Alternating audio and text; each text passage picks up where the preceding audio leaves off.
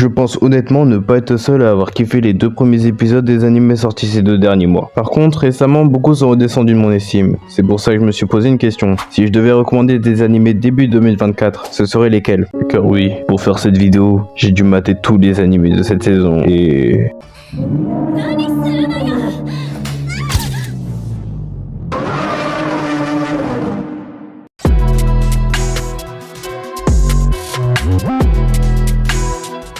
Commençons par la saison 2 de Urusei Yatsura. Cette comédie romantique teintée de science-fiction suit les aventures hilarantes du déchet Kimurobushi, un étudiant malchanceux qui court après toutes les meufs et ce même après avoir eu l'honneur d'avoir été choisi par la belle extraterrestre Lamu. Wesh, désolé, un tic.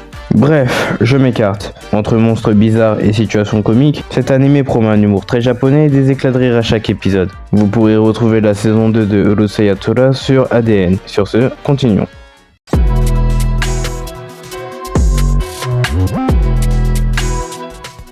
On continue les secondes saisons avec la saison 2 de Boku no Kokoro no Yamayatsu. Ouais, c'est quoi le titre alternatif? The Danger in My Heart?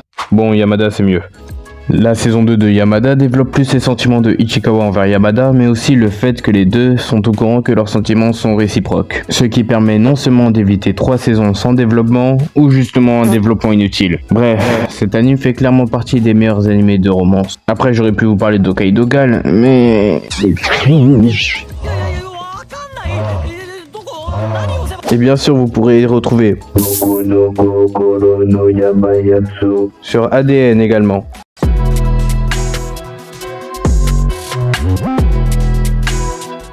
On enchaîne avec la saison 2 de Mashle qui est, pour moi, le meilleur des 5. Car oui, directement au premier épisode, Mash se retrouvera dans une situation digne de 1793. Oh, et parlons de l'opening.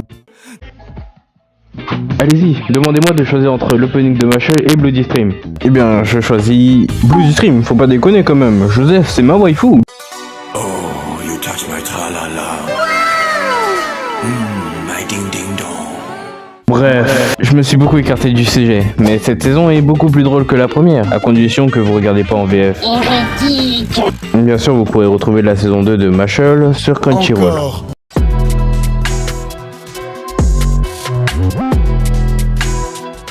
Enfin, un nouvel animé avec Solo Leveling. C'est pas webtoon ça?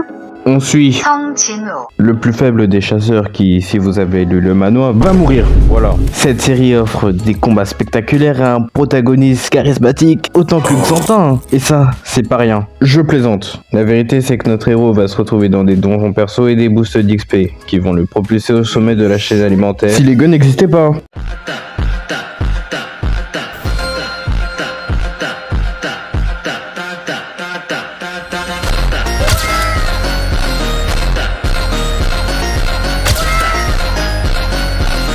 Excusez-moi, je fais des raccourcis, mais à l'époque où j'ai lu le manoir, qui est incroyable au passage, j'ai dû passer sur des sites pas très légal pour continuer la suite. Donc je vous le recommande vivement. Après, je ne pense pas avoir besoin de vous dire où trouver l'anime, vu comment ils ont bombardé les pubs, c'est une dinguerie wesh.